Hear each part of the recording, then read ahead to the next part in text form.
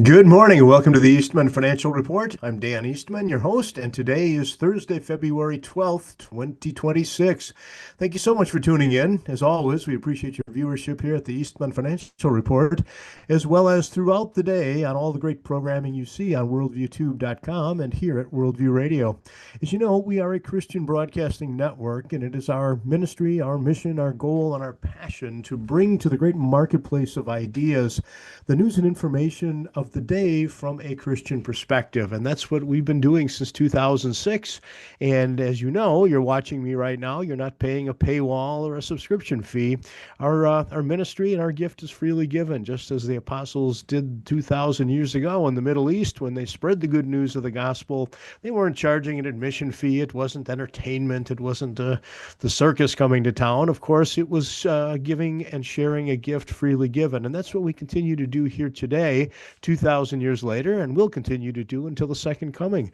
It's important for us to be in the great marketplace of ideas from a Christian perspective, and we do that faithfully every day, broadcasting in this network.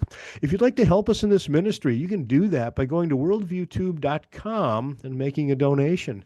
You can sign up for a one-time donation, which is always very helpful to us, or you can sign up for monthly donations, and that has an added economic benefit of flattening our revenue curve a bit so we can better match costs to revenues, and then we can keep our bottom line positive, and then we can keep our content free of charge. So you can be a part of that ministry. The website address is down at the bottom of the screen. You can go to wvwfoundation.com or worldviewfoundation.com. It takes you to the same place, or you can use the QR code on the up in the corner here. It'll take your smartphone right to that website, and you can help us in this ministry. And we do appreciate your help, and we do need your help because we are in 2026, which is going to be a very robust year with lots of news and information, midterm elections and constant budget struggles in Washington, all of the things happening, and we want to be continued to be positioned very well in this space. So your donations do make a big difference in keeping us robust and alive and fresh and online every day. You can also help us by doing business with the companies you see advertising throughout the day. As you know, we don't sell blocks of commercial advertising time. Rather, we know and trust our vendors. So when you do business with them, you're doing business with vendors that we've approved, and a portion of the proceeds, a small portion, comes back to us in the form of a commission. And that also helps us keep our ministry fresh and alive. There's a third way you can help out, and this is important not only for us, but for you as well. We've come up with a product called worldviewtube.com/vault. If you type that into your browser, worldviewtube.com/vault. It's on the bottom of the screen here. You can subscribe, and there is a bit of a paywall, but you can subscribe to a wonderful, wonderful tool that is very important to have for spiritual enhancement. As you know, Brandon House has been doing this ministry since 2006, and he's written 15 books and events and seminars and conferences. All of that information is now digitally captured in the vault. So if you are looking for a place, an on-demand place where you can log in, username and password, you log in, and you can be among a community, a faith community of believers. That is a very uplifting set of content. And if you're like most people, you struggle sometimes with your faith, or maybe they're having a bad time in life, there's financial problems, or perhaps relationship problems, having a subscription to the vault is a good thing because there's so much uplifting content in that product, and it's wonderful to be able to go and log in and start to see a shared community of believers and the thoughts and the spiritual expressions in the vault. It's really a wonderful thing to have on those days when you need a little uplifting. And keep in mind, we all know people in our lives, dear friends and relatives, that are struggling with issues, maybe financial issues, family issues, whatever. A gift subscription to the vault is a wonderful idea for them. How do you help somebody who's struggling? Well, one way to do that is, of course, point them to Scripture. But another way to do that is, in addition to Scripture, you can give them a subscription to the vault. So, in those bleaker moments, they have a place to go, that there are a wonderful, wonderful subscription, wonderful content, and it makes a big difference in people's lives. So that's how you can help us. You can make a donation, do business with the vendors you see advertising, and, of course, subscribe to the vault for your own benefit as well as the people you love in your life. Now, I want to talk about the news today because this has been kind of a turbulent week with respect to jobs and job information. I talked yesterday. There's all sorts of different information. And it was competing. The jobs information was competing yesterday, which was very interesting. And a big part of the purpose of the Eastman Financial Report, of course, is to help people develop critical thinking skills when you see economic news and economic headlines, so that you don't just take the silver minnow that's swimming past you. You perhaps do a little deeper thinking, and you think, why am I seeing this? Who's saying it? What is the agenda? What's this all about? And yesterday was a perfect example of that, because the news came out that the Bureau of Labor Statistics, which is our federal agency charged with calculating numbers in the labor space, once again, for the second year in a row, made a massive adjustment to the number of jobs in existence in the American economy. And there was a million jobs short of numbers that they had previously published. Now, when President Biden was the president, everybody, on the right took advantage of that news to lose a million jobs out of thin air. And now, for the second time, the same bureau comes up with another adjustment for 2025, and lo and behold, President Trump is in the White House, and he gets to take the storm. And that's what the story was about. Well, at the same time yesterday, and keep in mind, this is a matter of scale and scope. The numbers were adjusted from 159 million jobs to 158 million jobs. So there's still plenty of jobs to be had. And I think our numbers from yesterday was 62.5% of the American workforce is working. Excuse me, 62.5% of working age people in the United States are in fact holding jobs. And that's near a record high. It's a very good number to have. So you're seeing a job market that is very dynamic, 158 million people working and paying taxes in the United States, and 62.5% of the people are engaged in work.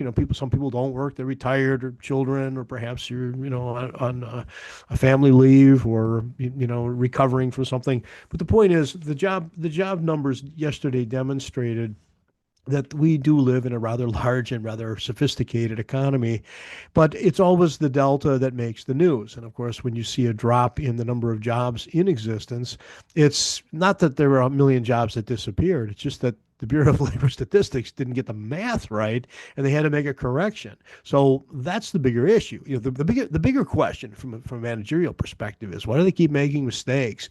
And 1 million out of 158 or 59 million is not necessarily a shocking delta. But the point is, in this modern day and age, as I talked about yesterday, it's pretty easy to track every last person who's legitimately employed, because every last person who's legitimately employed is paying into the Social Security system and the Medicare system and the withholding taxes. So the point the question to ask is, why are the numbers so bad, rather than, oh, look, a million jobs disappeared? Because they didn't disappear. What disappeared was the bad math disappeared. So that was yesterday's story. And of course, today being Thursday, it was almost Unemployment Thursday when I was teaching economics, and we would take a look at the weekly unemployment numbers to create what is effectively a graph. We were always looking at the slope of a line. If you remember back in your early economics training days, Economics 101, the graphs are a period of data points over a period of time. So each week or each month or each year, you plot, and it's never perfectly linear. And you wouldn't expect it to be. It would go up and it would go down. And of course, it's probably not even straight like the pencil. It kind of wiggles around. So if you take the square root of that, you can get yourself to a flat line with a slope.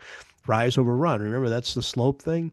Well, what economists do is we take a look at the slope of that line, and this would be nothing.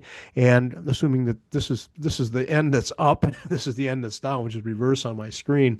What you'd like to see in economic growth is that the economy's growing. So you'd like to see a graph that looks like this. If you're looking at unemployment numbers, you like to see unemployment going down. You'd like to see employment going up. So this is what economists do, and they don't necessarily use a yellow pencil to do it. But the point is that's why we look at these numbers. So when we do get a data point that comes out, it's dutifully plotted by economists and financial watchers all over the world, and you're trying to prognosticate or envision envision what the future looks like based upon data points that you have. And that's why it's so important that the Bureau of Labor Statistics and other government agencies, all sorts of government agencies are all cranking out data. But there has to be a sense of comfort and confidence in that data, that it is accurate enough to actually get your slope right. And that's been a complaint in the economics profession for a while, that the numbers seem to be getting of poorer and poorer quality. And that's an executive issue. That's the type of thing that, the management has to address, because in a day and age where everything is so networked and digital, we should have much better numbers much faster. And that's why seeing a million job decline suggests that the models they're using need to be tweaked. And of course, keep in mind, these are always estimates, and they use birth and death rates, which, I guess when you look at the model to calculate the number of jobs in the economy, it's a rather complex model, and it just got up all the heads. Okay, who's all paying Social Security, and add them up. There's all sorts of estimates and tweaks and this and that. And that's what happened when you have the birth and death rates changing. You're going to, when you change the model, you change the outcome, and that's the problem. So when we look at those numbers, and the point I'm making is, when you saw the numbers yesterday and you think about the numbers today, these big deltas, they don't mean anything. They don't mean it. There weren't a million jobs that disappeared. There were a million numbers that disappeared in the way they calculate the jobs, because they didn't have it right the first time. So if they amended it or corrected it, is it right the second time? And these things are always adjusted. And during the Biden administration, that was a really serious problem, because if you subscribe to the vault and pay the fee, and you can see the Eastman Financial Report reruns, they live in the vault.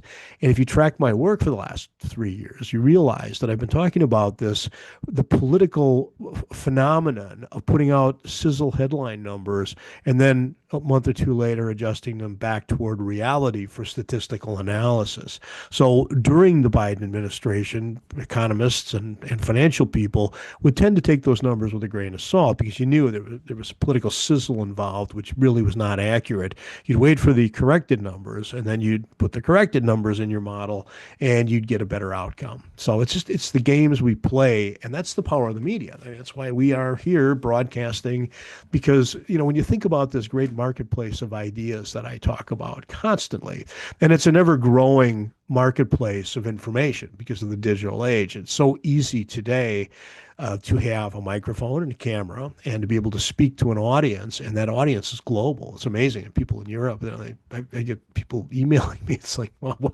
if you live in Europe, why are you watching the Eastman Financial Report? Well, other than the fact that they're seeking wisdom, I guess. But the point is, we have the ability to communicate globally today with very little resources, and it does not cost. This is not the CBS, NBC, ABC studios. We're sort of a homemade operation, but the point is, with that information, we are trying constantly to dilute this idea that you can control public opinion through cartel information. That's what we basically emerged from in the 1940s, 50s, 60s, 70s, into the 80s, that information, until the advent of the internet, the democratization of information, was a very controlled cartel. And that's why I think I talked about this yesterday, that one of the famous newscasters said, that's the way it is. It's not the way it was, okay? It's not the way it is today. What it is today is that we have a chance to see and hear so many viewpoints. And that's good, because you have a chance to think think more broadly. When media becomes propaganda, it's not intellectually honest. It becomes a manipulation tool to manipulate a population to an outcome. And what are the population outcomes? Well, theoretically, in a democracy, assuming that the democracy mechanisms work, you'd be able to convince people to vote for candidate A over candidate B. And if you preferred candidate A and you controlled the media and you controlled the information, you'd talk up candidate A and you'd talk down candidate B, with the idea, assuming that the election mechanisms actually function, that candidate A would be elected, and you would have done your part in the media to get candidate A elected. Well, that's gone today. Well, it's dying today. I shouldn't say it's gone. I mean, there's still a lot of people who listen to cartel media, but the beauty of the marketplace of ideas today is that we talk about all sorts of things, and we can contradict and we can challenge those viewpoints. And as that marketplace expands, individual voices are very important in the democratization of information and the democratization democratization of thought, especially in an era of AI. We've been talking about AI. It's the talk of the town. Everyone's really, really focused on all of the amazing things that AI does. We have to be able to use HI, human intelligence, to challenge those presumptions, or we lose our humanity. And that's why this is so important. That's why I do this. I don't get paid to do this show. I've been doing it for 3 years. This is not a money-making adventure for me at all. It's the ability to talk about the $38 trillion, $38.5 trillion deficit or national debt that's been accumulated, at least theoretically, since 1945 in the modern era, and our continued $2+ trillion a year annual deficits, and a Congress who simply can't spend what they take in. They spend more, they borrow the rest. And this is putting tremendous pressure on our economy. And we all see that. We can see that another number today, existing home sales in January down 8.4%. Now, let's be a little fair here. The weather was not all that great in January for a lot of us. And the December number was up 4.4%. And we do know that housing is a variable with a very wild swings in the data. It's just the nature of the housing industry. But the point is, we need to be able to talk about all of these data points and to be able to challenge these data points. And that's why this is so important to do consistently. So I want to talk also about the initial jobless claims, and then that which is important. It's Thursday. And we see in the initial jobless claims reported this morning that there were 227,000 people that applied for employment throughout the country last week. But that number is down from 232,000 people the week before. And of course, our continuing number is 1.8 million people who remain on unemployment programs for a period of time. Up here in Wisconsin, it's 2 years. After 2 years, you either find a job or they cut you off because they don't want you creating a lifestyle out of unemployment. But the point is, when we look at the unemployment numbers, and if you go back to the vault and you look at the Eastman Financial Report reruns, I've been talking about these numbers being between 200,000 and 250,000 week after week after week for 3 years. So what this tells us in the jobs, if you look at the JOLT number yesterday and you look at the 130,000 new jobs created in January, which is another statistic that came out to balance the bad news of the JOLTS number. And then you look at the unemployment claims. What you realize is the American labor economy is not volatile. Our unemployment dropped from 4.4% to 4.3%. 0.1% doesn't really mean anything statistically. So what it tells us is the employment situation in the United States is stable. It's certainly not expanding and growing. And as people are being invited to return to their place of origin more and more, what you're seeing is a very stable labor economy in the United States. But we're not seeing the economic benefits, and we can take a little bit. I've got to take a break here, but we'll talk about some of the ramifications of that phenomenon. I'll be right back. Let's take a break. Okay.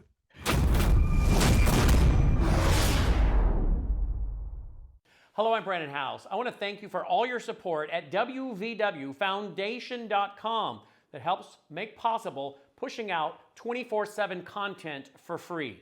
Without your support, we'd have to put it all behind a paywall. But thanks to you and your support through our foundation, we're able to push it out for free as a broadcast service and broadcast ministry of WVW Foundation. Please consider going there and setting up an automatic monthly contribution, or go there and make an occasional contribution.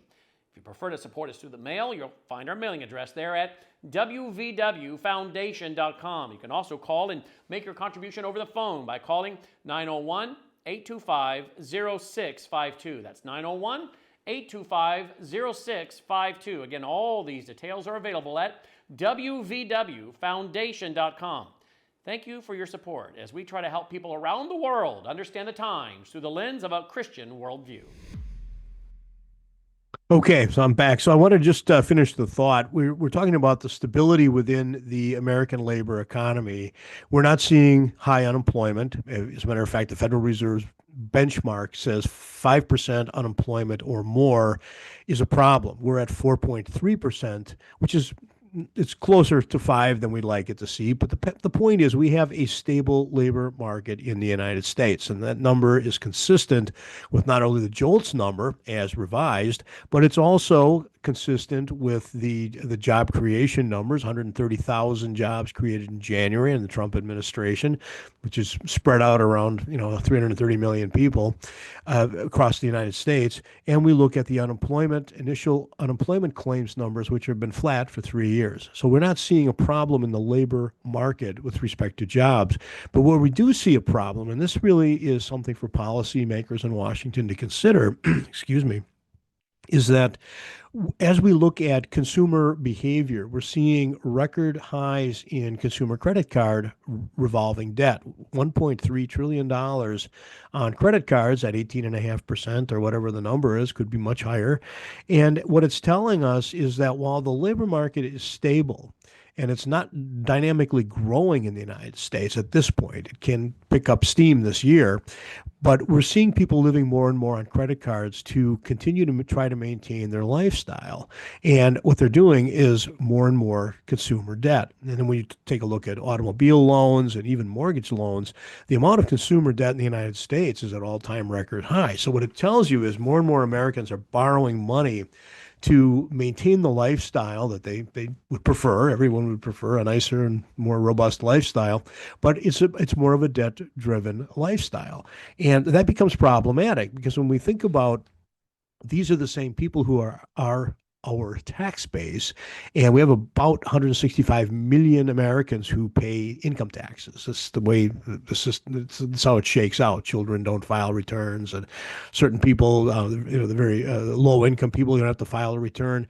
But the block of 165 million Americans are the tax-paying engine of the United States.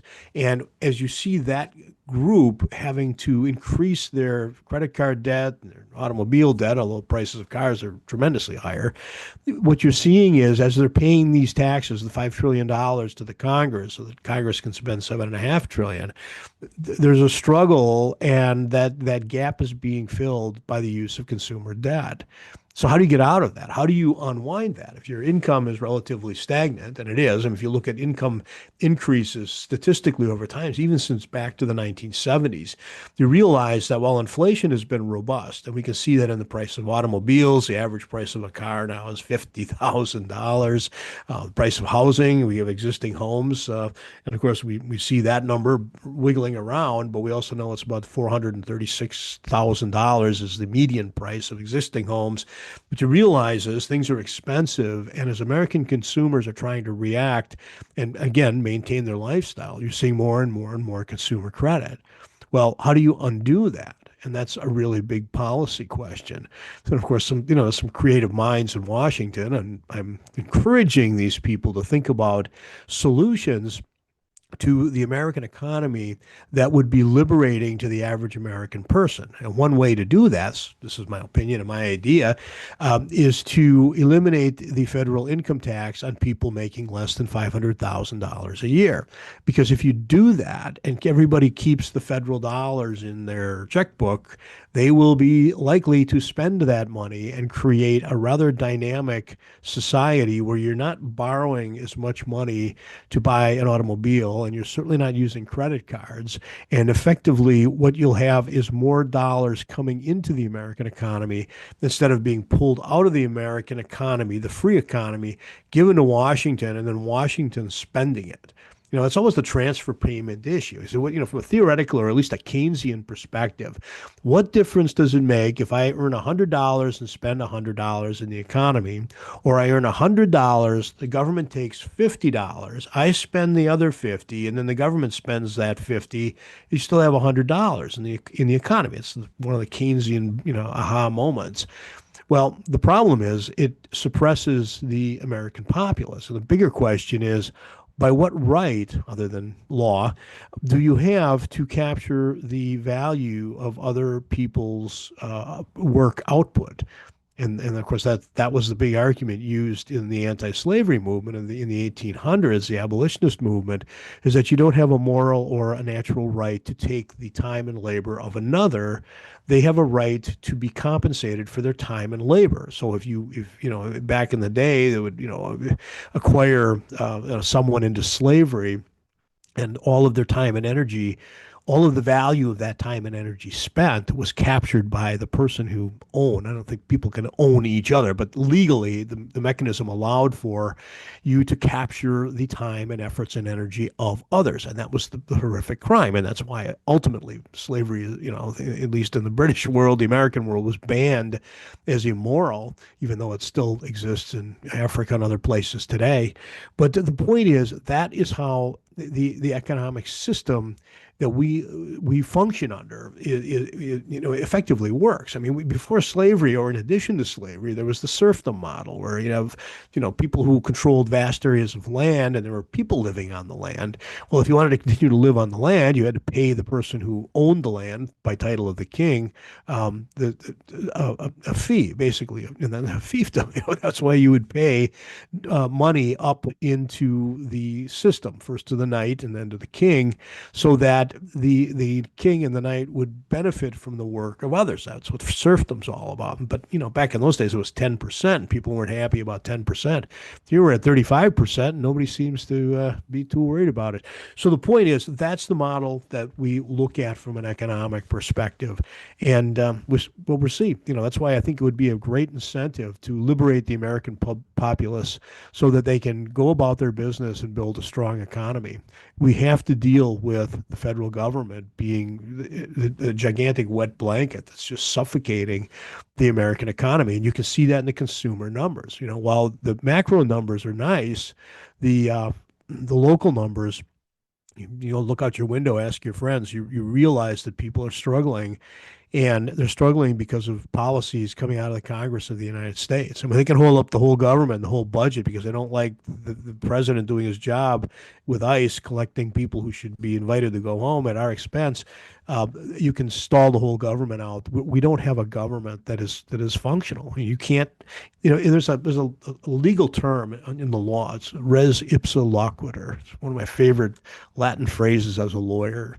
What it effectively means is the thing speaks for itself. It's an evidentiary test in litigation, and where if you put forth evidence, the evidence speaks for itself. So res ipsa loquitur, the thing speaks for itself. But when you look at Congress, the thing does speak for itself. You have $38.5 trillion in accumulated debt, which is taking up over 25% of our current tax and federal revenues to pay the debt service. 25% of your income is going to pay debt, in interest on debt, on money borrowed, spent years ago. That speaks for itself. And what also speaks for itself is the $2 trillion, the $2.5 trillion a year in annual deficit, year after year after year after year, which makes that debt pile ever bigger. That speaks for itself. And holding hostage 42 million people who are on the SNAP program, the food stamp program, holding them hostage, scaring the water out of them, because, coming into the holiday season, they're cutting off the food stamps because you're arguing about basically Obamacare premiums for retired teachers and stuff. That speaks for itself. That just speaks for itself. The American public understands that. And I think, this may be a wonderful economy for some, but it's certainly not a wonderful economy for all. And I think that really runs into American sense of democracy and how things should work or shouldn't work. So we'll see how this plays out, and that's the labor news for today. And it's not the way it is. It's a perception. It's one view of how the American labor market is functioning today. That's why you want to keep this in perspective at all times.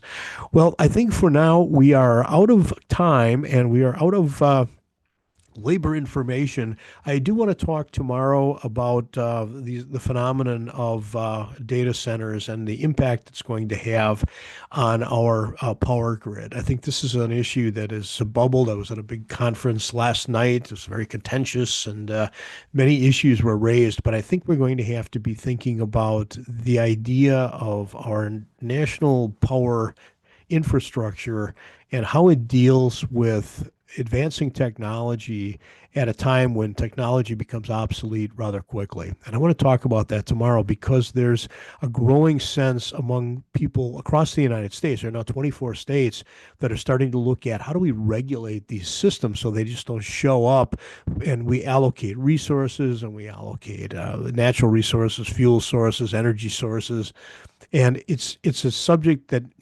nobody likes to talk about regulation, but there comes a time when if we're going to have these plants in our society, we have to have some rational thought, and everyone has to have an opportunity to speak. And that's one of the things we're seeing is that the people who try to speak about these things once again are being sequestered. Just like when you try to speak about elections in the United States, you're very quickly turned off and shut down. So I'll talk about that tomorrow. It's an interesting topic, and there's a lot to think about there. Anyway, go to worldviewfoundation.com and make a donation. And thank you for tuning in, and I will talk to you tomorrow. Have a great afternoon. Bye.